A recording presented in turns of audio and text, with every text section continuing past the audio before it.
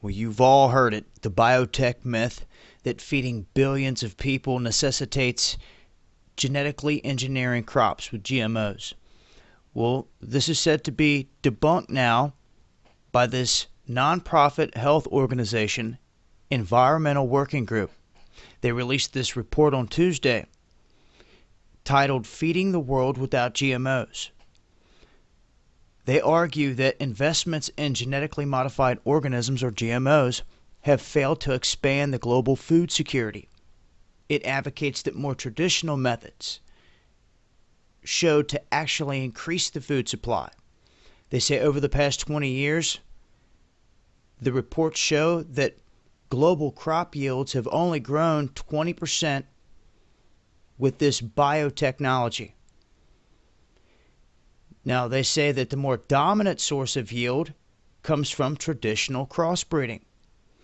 The report states that seed companies are the ones that are lining their pockets, and chemical companies, and really the ones that are gaining out of this. Now, after examining all this research, the report shows that the GMOs, primarily corn and soybean, have not substantially contributed to global food security whatsoever, and they're primarily used to feed animals and used in cars, not to feed people. GMO crops in the U.S. are not more productive than non-GMO crops in Western Europe.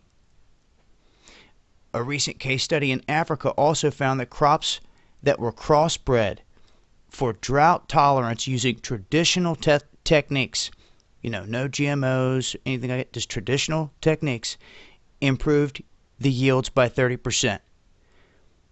That's 30% more than the GMOs did.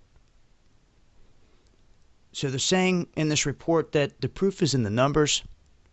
You can also look at the global economy. You can look at the situation the United States is in right now. You can look at Russia rejecting GMOs. You can look at China rejecting shipment after shipment of GMOs coming from the United States. You can also look at the United States and the FDA, for those that missed it, that approved genetically modified food.